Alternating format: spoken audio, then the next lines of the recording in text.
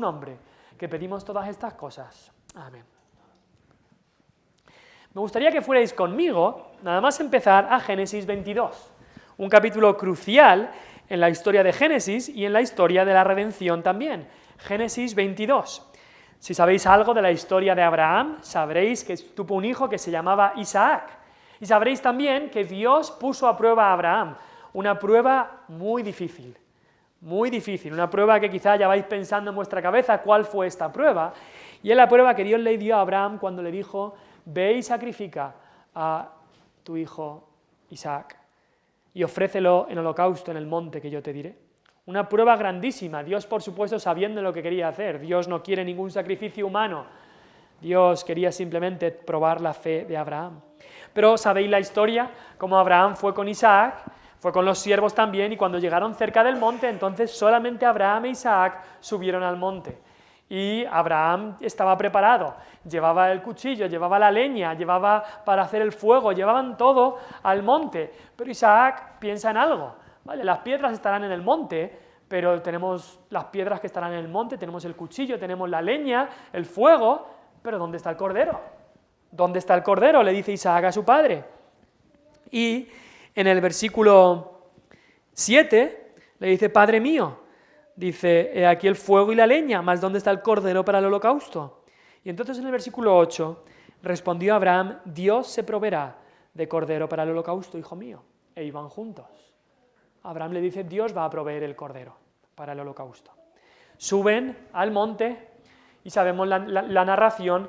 Abraham construye todo el altar, pone la leña, pone todo en su sitio y pone a su hijo Isaac, a quien amaba, lo pone siguiendo el mandato que le había dado Dios.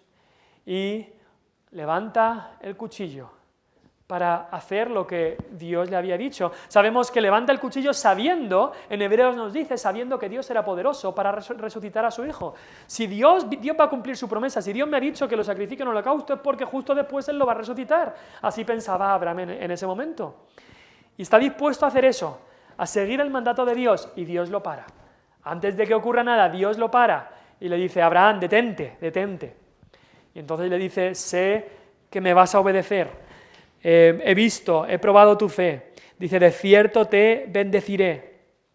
De cierto te bendeciré. En el versículo 12 le dice: no extiendas tu mano sobre el muchacho, ni le hagas nada, porque ya conozco que temes a Dios, por cuanto no me rehusaste tu hijo, tu único. Me has dado lo que más valor tenía en tu vida, o lo que más querías. Me has demostrado que no era lo que más querías, que más me quieres a mí, incluso que a tu propio hijo. Así que Dios le dice: ya sé que me temes, ya sé que tú eres lo que yo soy, lo que más quieres, Abraham. Y entonces, versículo 13, alzó Abraham sus ojos y miró, y he aquí a sus espaldas un carnero trabado en un zarzal por sus cuernos. Y entonces Abraham entiende, por supuesto, que hace el carnero allí, encima del monte. Dios lo había puesto allí, Dios había traído ese carnero para que el carnero fuera el que fuera sacrificado. Abraham, sin saberlo, ya le había dicho a su hijo lo que iba a ocurrir: Dios proveerá el cordero. Y pone el carnero, lo ofrece en holocausto en lugar de su hijo.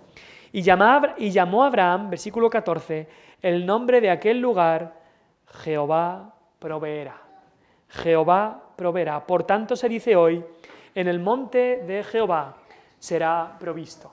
Este nombre Jehová proveerá, en el hebreo es el nombre Jehová Jireh. Jehová Jireh o Jehová Jireh. Y me he cruzado muchas veces incluso entras a una casa y pone arriba, en una casa de unos cristianos, pone arriba: Jehová Jireh, el Señor es mi proveedor. Jehová Jireh, el Señor proveerá. Es una promesa. Y por supuesto, el Señor proveerá. Por supuesto, y sabemos que incluso es una verdad que podemos saber que el Señor provee para lo que necesitamos. Pero, en especial, este título de Dios que se da en Génesis 22 no está hablando que Dios va a proveer para tus necesidades, que Dios va a proveer comida en tu casa, un techo. Lo que está hablando aquí es que Dios va a proveer el cordero, que Dios va a proveer un cordero como sustituto. Es a eso a lo que se refería este nombre de Jehová Jireh. Es verdad que Dios provee para los suyos, pero este título se refiere a que Dios provee un cordero. Y sabemos que 1000 años después de esto, Dios proveyó un cordero. Jesucristo es el Cordero de Dios que quita el pecado del mundo. Así que este título, Jehová Jireh, el Señor proveerá, no está hablando de que Dios va a proveer una casa, un coche, un móvil, unas vacaciones. Está hablando de que Dios proveería un cordero, que Dios proveería salvación. Entonces, con esa ilustración de la palabra de Dios, con esta historia de la palabra de Dios, quiero que volvamos a Filipenses, porque hay un versículo que hemos leído que también muchas veces es mal interpretado, mal usado en el mundo evangélico. La semana pasada vimos un versículo que se utiliza mal. Filipenses 4:13, mucha gente dice, todo lo puedo en Cristo que me fortalece. Dios me va a fortalecer para cumplir mis sueños, mis ambiciones, todo lo puedo en Cristo que me fortalece para tener prosperidad económica, prosperidad física, salud y demás. Y la Biblia nos dice, no, lee en dónde está el contexto de ese texto y verás que Pablo está hablando de sufrir, Pablo está hablando de vivir humildemente y que todo esto lo podía hacer porque Cristo le fortalecía. Y hay otro versículo que muchas veces es mal usado, y creo que es el versículo 19 del capítulo 4, que dice, mi Dios, pues, suplirá todo lo que os falta conforme a sus riquezas en gloria en Cristo Jesús. Mucha gente que dice, Dios está para eso, Dios está para eso, para suplir mis necesidades. Y rebajan a Dios, al que es el Señor y el dueño y el soberano y el Rey, lo rebajan a nivel de siervo. Ahora mi siervo, Dios, va a suplir lo que necesito. Va a hacer todo lo que necesito, Él me lo va a dar. Y vamos a ver que no es así. Vamos a estudiar este pasaje y vamos a ver que no es así. O sea, no es la manera de interpretar este texto. Ahora, si recordáis un poco de la semana pasada, Pablo les había dicho a los filipenses esta frase, todo lo puedo en Cristo que me fortalece.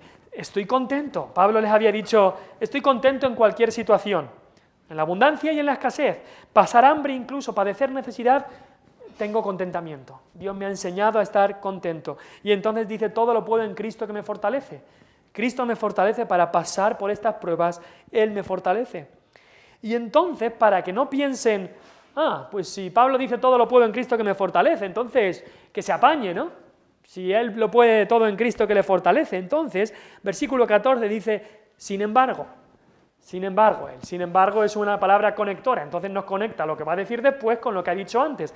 Sin embargo, le dice, aunque todo lo puedo en Cristo que me fortalece, sin embargo, le dice, bien hicisteis en participar conmigo en mi tribulación.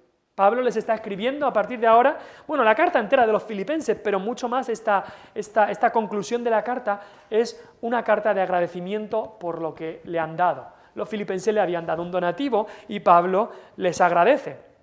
Hay culturas en los que pues, hay más esa cultura de agradecer por todo y a veces lo comentamos Vanessa y yo, en Irlanda tienen una costumbre que casi cada vez que reciben un regalo de boda o un regalo para un niño o algo así, tienen que hacer una carta de gracias para cada persona que les dé un regalo. En España no es la costumbre, entonces no se suele hacer, pero allí hay que hacer una lista de todos los que han dado algo para dar una carta de gracias. En todas las bodas ahí siempre recibes después una carta de gracias. Y es una costumbre pues, de agradecimiento de dar gracias por lo que se ha dado. Y lo que está haciendo Pablo, en cierta manera, es escribir una carta de agradecimiento, y específicamente estos versículos, por el donativo que le habían dado los filipenses. Ahora, Pablo tampoco era de los que decía, sí, es verdad, me habéis dado una ofrenda, pero no me hacía falta. No me hacía falta esto, yo tenía suficiente fe, no me hacía falta que me dierais ofrendas. No, las personas humildes son agradecidas y saben también recibir. No están pidiendo, no están intentando sacar, no son aprovechados, pero saben también recibir.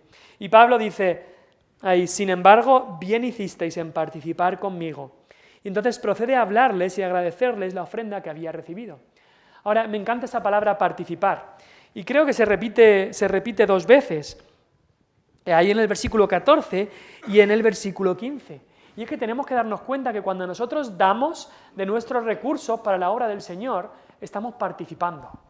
Estamos participando en esa obra. Mira lo que dice el versículo 15. Y sabéis también vosotros, oh filipenses, que al principio de la predicación del Evangelio, cuando partí de Macedonia, ninguna iglesia participó conmigo en razón de dar y recibir, sino vosotros solos. Y versículo 16, pues a una Tesalónica me enviasteis una y otra vez para mis necesidades. Es importante. Debemos participar, como cristianos, debemos participar en esta obra de Dios, supliendo lo que le falta a los demás. Pablo tenía necesidades, dice que le enviaron para sus necesidades. No le enviaron para sus caprichos, le enviaron para sus necesidades. Y como cristianos debemos participar en la obra, supliendo lo que le falta a los demás. Hay gente en la Iglesia de Cristo que tiene un don dado por Dios para ver necesidades, para ver esas necesidades que pueda haber y suplir esas necesidades. Pero todos deberíamos de estar activos en esa obra. Primera de Juan 3, 17 dice, pero el que tiene bienes de este mundo y ve a su hermano tener necesidad y cierra contra él su corazón, ¿cómo mora el amor de Dios en él? ¿Cómo va a morar el amor de Dios en una persona que ve a alguien tener necesidad, incluso a su hermano en Cristo tener necesidad y dice, no, yo lo mío para mí? Eso no es lo que debía hacerse. Y los filipenses escucharon que Pablo tenía necesidad y rápidamente fueron a suplir su necesidad, como cuando dice ahí que incluso en el pasado a Tesalónica le habían enviado para sus necesidades. Filipos estaba en la provincia de Macedonia, así que cuando él dice que es cuando salió de Macedonia, fue a Tesalónica, sabemos que fue también a Corinto, e incluso a esos sitios los macedonios, los filipenses, le enviaban donativos a Tesalónica, le enviaban donativos a Corinto para que Pablo pudiera predicar el Evangelio en esos lugares. Veían la necesidad y suplían la necesidad. Y no solamente lo hacían una vez, dice el versículo 16, me enviasteis una y otra vez para mis necesidades. Sabían perfectamente que las necesidades de Pablo eran continuas, que comer hay que comer todos los días. Entonces le enviaron una y otra vez para sus necesidades y participaban así supliendo lo que le faltaba a los demás. Como hablábamos la semana pasada, el que tiene dos, dé al que tiene uno o al que no tiene. Pero también no solamente participaban supliendo lo que le faltaba a los demás, si yo tengo y él no tiene, pues comparto eso. También Pablo habla de que participaban en las tribulaciones de otros. Mira lo que dice el versículo 14, bien hicisteis en participar conmigo en mi tribulación. ¿Por qué? Porque Pablo ahora estaba en la cárcel en Roma, estaba en la prisión y estaba pasando por tribulación. Nos ha dicho antes, la semana pasada vimos que había pasado hambre. Había pasado hambre allí en la cárcel, había pasado tribulación. Y los filipenses participaron en esa tribulación. Es como que la carga de la tribulación un poquito la llevaron ellos para que Pablo no la tuviera que llevar toda. Y eso es lo que habían hecho ellos. Muchas veces pensamos nosotros, y a veces ocurre que decimos, es que pues gracias al Señor no estamos teniendo que pasar por muchas tribulaciones. Tenemos libertad de culto. El Señor nos ha dado suficiente para comer, tenemos a veces más que abundante, quizá tenemos buena salud, pero hay una manera de participar en las tribulaciones y es ayudando a aquellos que están pasando por tribulación. ¿Cómo puedo ayudar a otros que están sufriendo, que lo están pasando mal? Pues apoyándoles. Apoyándoles puede ser quizá con una ofrenda para ese misionero que está pasando por necesidad, quizá una palabra de ánimo para ese hermano que está decaído y tiene esa necesidad emocional o esa necesidad, quizá una visita a aquel enfermo que está teniendo necesidades físicas y que no puede salir. Esas son maneras de ayudar a los que están sufriendo, de participar en las tribulaciones. Es como que compartimos la tribulación. Esta persona está pasando por la tribulación, para que no la lleve solo, cargamos un poquito de esa tribulación, apoyándole, ayudando, participando en las tribulaciones de otros. Nosotros quizá en algún momento no estamos pasando por tribulación, pero apoyar y suplir lo que les falta a otros que sí que pasan por la tribulación es una manera de participar. Es una manera de suplir lo que les falta también. Es una manera de llevar las cargas los unos de los otros. Así que participaban supliendo lo que le faltaba, supliendo las necesidades, participaban en las tribulaciones de otros y participaban también en el asunto, dice Pablo, de dar y recibir. Dice ahí, en el versículo 15, que ninguna iglesia participó conmigo en razón de dar y recibir. En razón de dar y recibir. Y esta es otra manera, otra descripción, mejor dicho, de esta participación. Es el asunto de dar y recibir. Es un principio bíblico que está en el Nuevo Testamento, de gracia recibisteis, dad de gracia. Hemos recibido, debemos dar. Y es algo mutuo, todos recibimos y debemos dar, todos damos y también recibimos. Una congregación y un pastor debería funcionar conjuntamente. El ministerio no es solamente el ministerio del pastor, es el ministerio de toda la congregación. Es el ministerio que debe funcionar conjuntamente. Las dos partes, tanto pastor como congregación, dan y reciben. La congregación da de sus recursos, da de su tiempo y reciben beneficio y alimento espiritual. El pastor y los líderes dan alimento espiritual, dan supervisión espiritual y también pueden recibir un apoyo material. Y es un ministerio conjunto, dar y recibir. Es el ministerio, es la participación de dar y recibir. 1 Corintios 9 habla de esto. Hablamos algo la semana pasada, pero creo que no nombramos estos textos en 1 Corintios 9, versículo 9. Y como decíamos, la iglesia de Corinto tenía muchos problemas con esto de dar. Y es porque no estaban consagrados al Señor. Tenían muchos problemas y hay que decir que alguien que no ha consagrado sus bienes para el Señor, alguien que no quiere dar nada al Señor de lo que el Señor le ha dado, hay un problema ahí. Hay un problema ahí si tú piensas que todo lo que tú tienes es para ti. Hay un problema grande. Y Pablo tenía que hablarle a los corintios, porque los corintios no querían ofrendar, no querían ayudar a los misioneros, a los equipos misioneros que iban evangelizando por la zona, no querían apoyar de ninguna manera. Y 1 Corintios 9, versículo 9, le dice Pablo allí, porque en la ley de Moisés está escrito, no pondrás bozal al buey que trilla. ¿Qué significa eso? Pues que si un buey estaba ayudando a trillar el grano, había algunos tan tacaños, tan malvados y crueles, que le ponían un bozal al buey para que no se comiera nada de lo que podía haber por ahí. Porque el buey era solo para trabajar, pero que no coma nada de lo que es para mí. Y entonces Dios dijo en la ley, cuando el buey está trillando, déjale la boca abierta para que si quiere comer algo de lo que hay por ahí, que lo coma.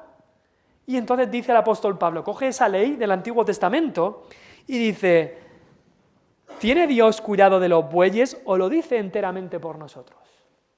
Dice, ¿estaba Dios solo pensando en los bueyes o esto es un principio que se debe aplicar a la iglesia de Cristo? Dice, pues por nosotros se escribió, porque con esperanza debe arar el que ara, y el que trilla con esperanza de recibir el fruto. Mira lo que dice el versículo 11. Si nosotros sembramos entre vosotros lo espiritual, ¿es gran cosa si segáremos de vosotros lo material?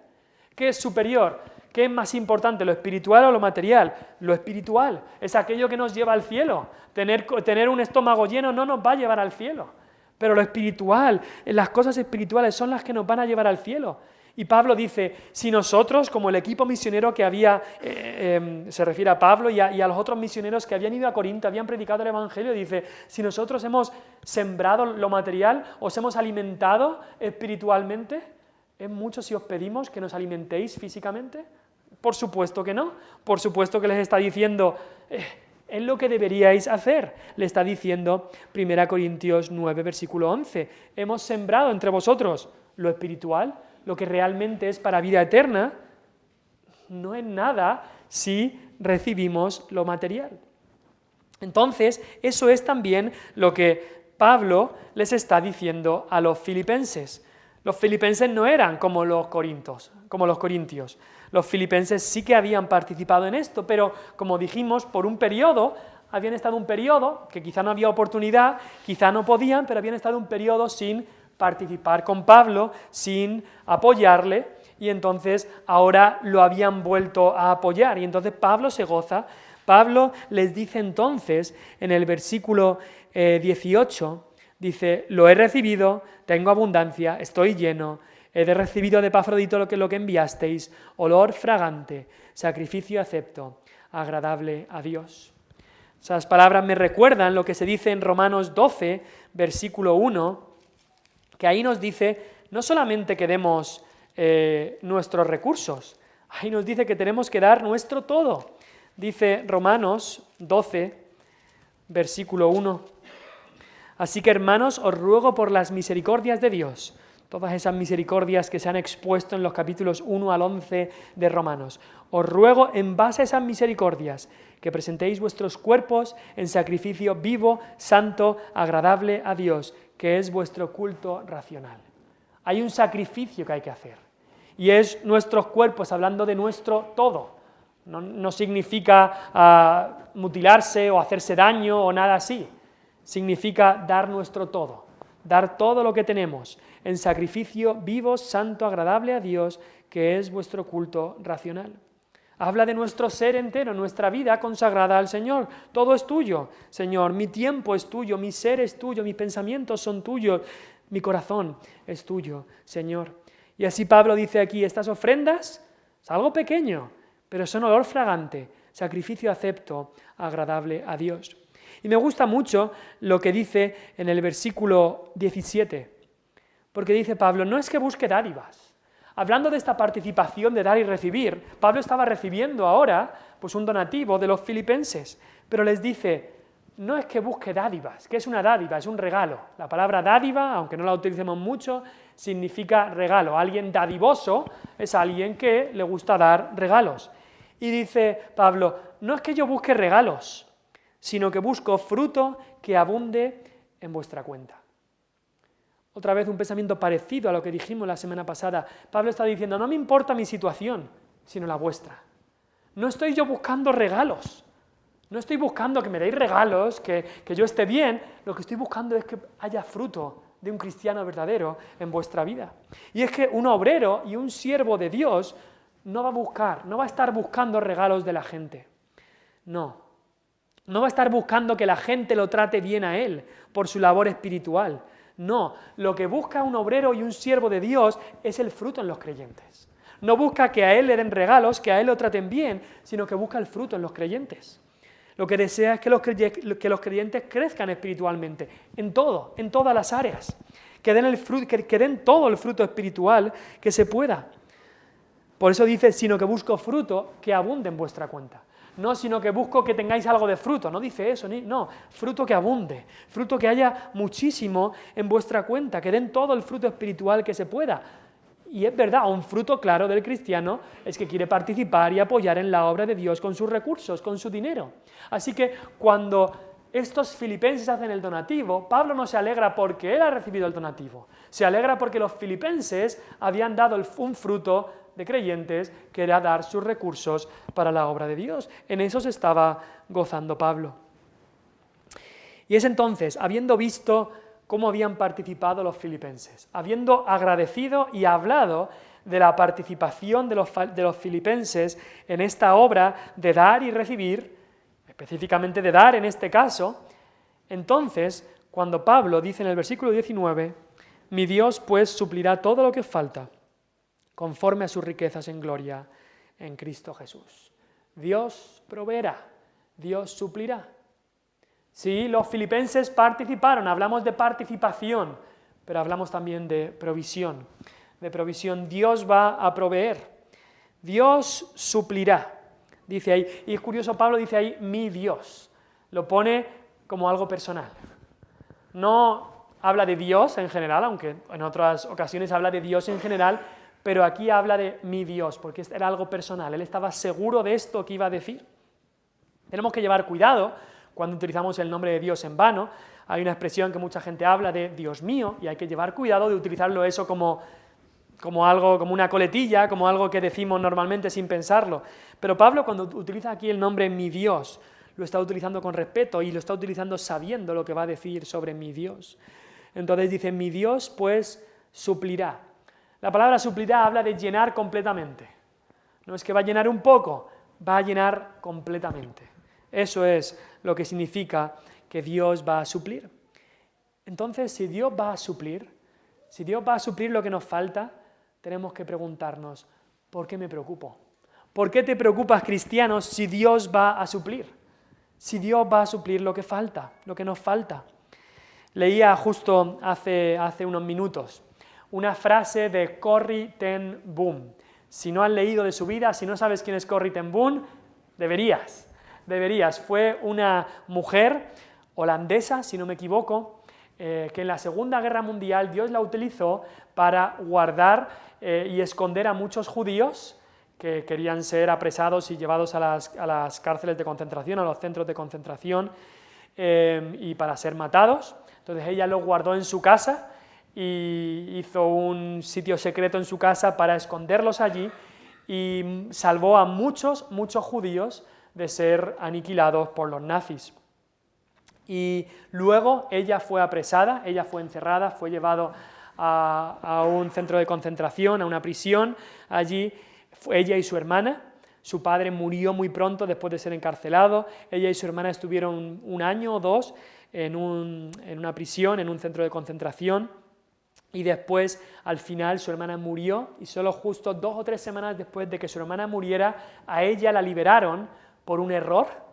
Pensaban que tenían que liberarla y no, fue un error, pero Dios, no hay errores para Dios, Dios quería que ella fuera liberada. Y entonces ella dedicó el resto de su vida a pues ir por todo el mundo contando de la provisión de Dios, contando de lo que Dios había hecho y alabando a Dios y dando conferencias. Y ella dijo estas palabras que voy a leer, y he dicho un poco de su vida para que veáis las preocupaciones que ella tuvo que pasar.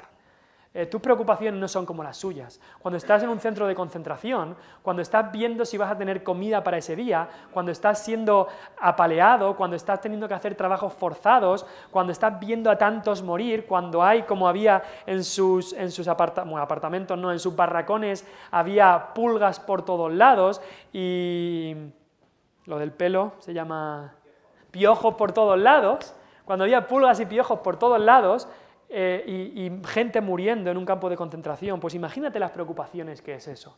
No son tus preocupaciones y las mías de tengo un resfriado, tengo un catarro, tengo muchas cosas que hacer hoy, son preocupaciones realmente mucho más severas. Y ella dijo esto en cuanto a la preocupación.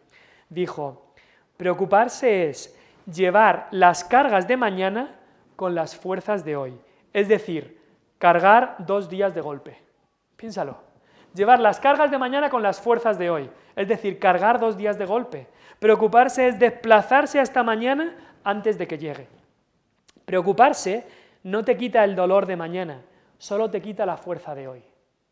Piénsalo, porque me parecen palabras que son dignas de meditarlas. Preocuparse no te quita el dolor de mañana, solo te quita la fuerza de hoy.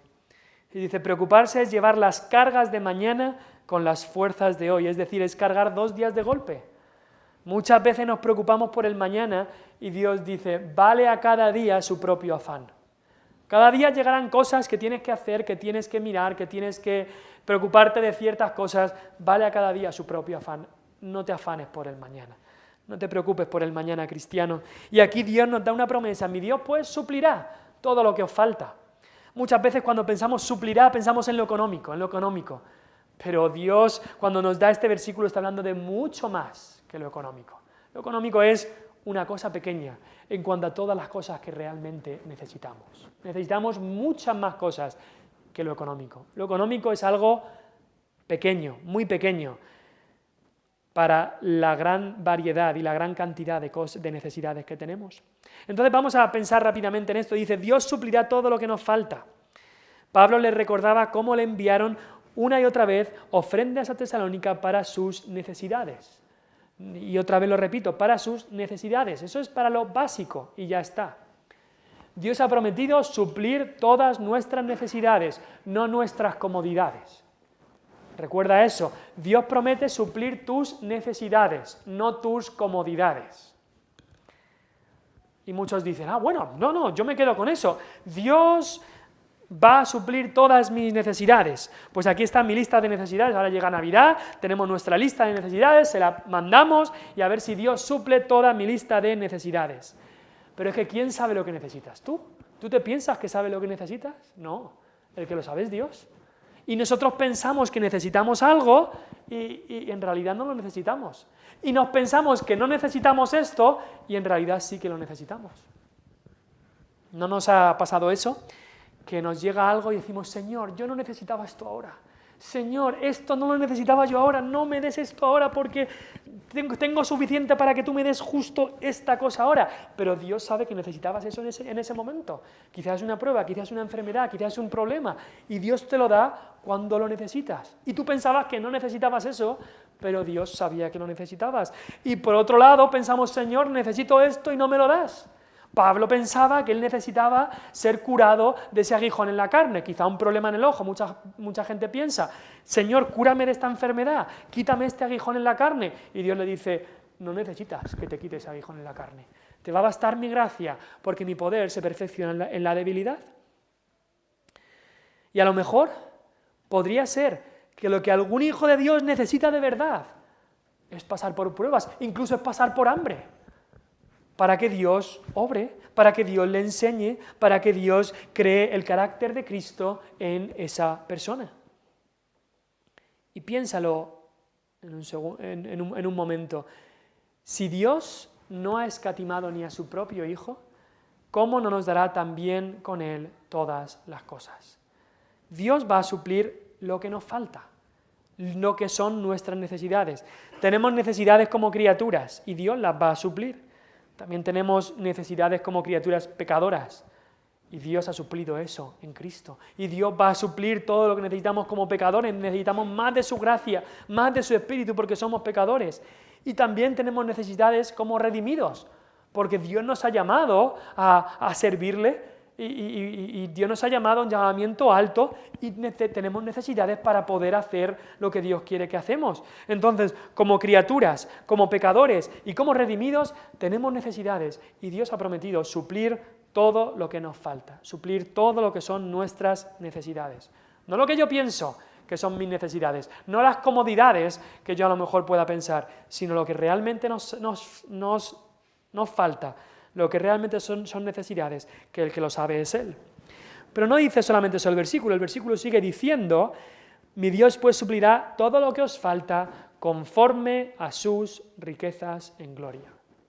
Dios no da tacañamente, no suple un poquito por aquí, un poquito por allá, te doy un céntimo ahora y otro mañana. Dios da conforme a sus riquezas, inescrutables riquezas, nos habla Efesios 1:7 dice, tenemos redención por su sangre, el perdón de pecados, según las riquezas de su gracia.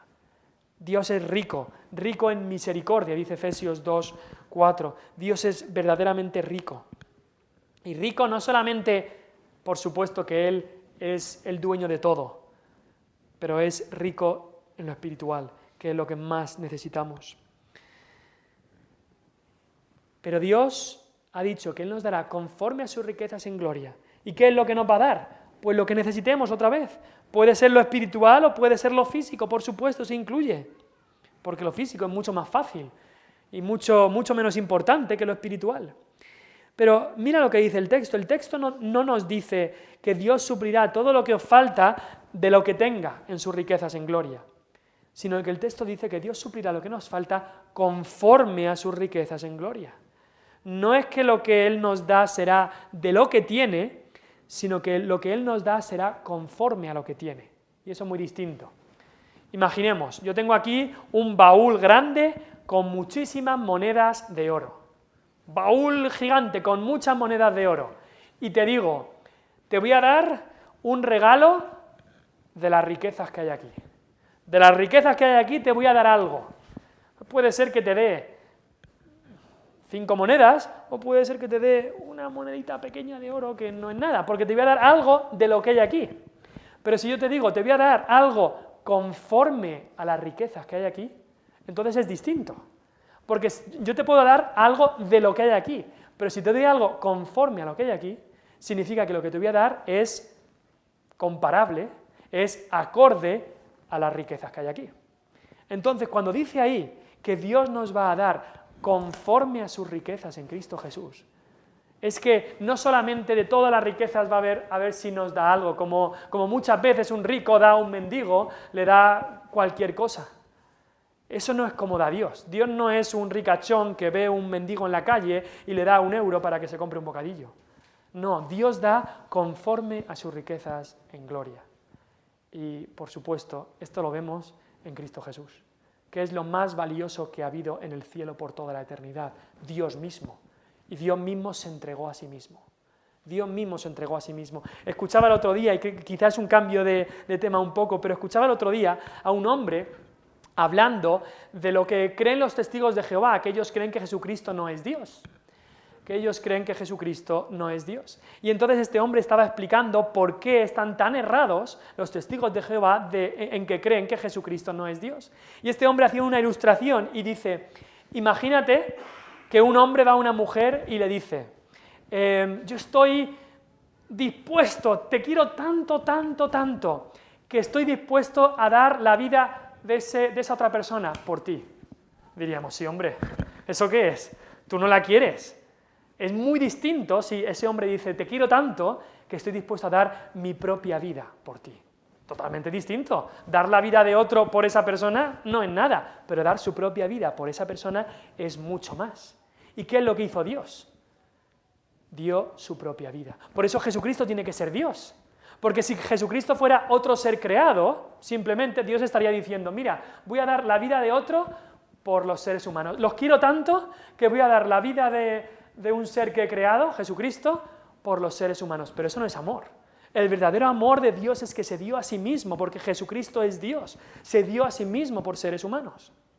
Entonces, ¿qué es lo más valioso que había en el cielo por toda la eternidad? Dios mismo, el Hijo de Dios, la segunda persona de la Trinidad. Y es lo que fue dado. Esas son las riquezas que Dios ha dado. No las riquezas que da un ricachón a un mendigo. Le da 1 euro o le da lo que sea. Dios se dio a sí mismo. Entonces, si nos ha dado a su Hijo, como hemos dicho, ¿cómo no nos va a dar también todo lo demás con su Hijo? Él suple conforme a sus riquezas, y eso, por supuesto, se ve en la encarnación. Y Dios, y eso lo vemos aún más claro cuando dice, conforme a sus riquezas en gloria en Cristo Jesús. Porque ahí está todo, es en Cristo Jesús, donde Dios ha demostrado que Él da sus riquezas al mundo, Él da todo lo que tiene al mundo. El domingo veíamos que Cristo es el mediador, y no solamente es el mediador para reconciliar a Dios con el hombre, para traer junto a Dios con el hombre, Él es el mediador, el que está en medio, pero también es el mediador por el que viene toda la bendición de Dios, pasa al hombre, a través de Cristo. Él está en medio. Toda la bendición que Dios quiere dar viene a ti a través de Cristo. No hay ni un gramo de bendiciones que recibamos que no las haya comprado Cristo en la cruz por nosotros. Dios todo lo da a su pueblo, a nosotros los redimidos a través de Cristo. Así que Dios suplirá, puedes estar seguro. Dios suplirá lo que nos falta, lo que Él sabe que son nuestras necesidades. Él va a suplir eso. Y Dios suplirá conforme a sus riquezas en gloria. Como Él ha hecho en la encarnación, dándose a sí mismo, dando lo más valioso, y todo viene por medio de Cristo Jesús.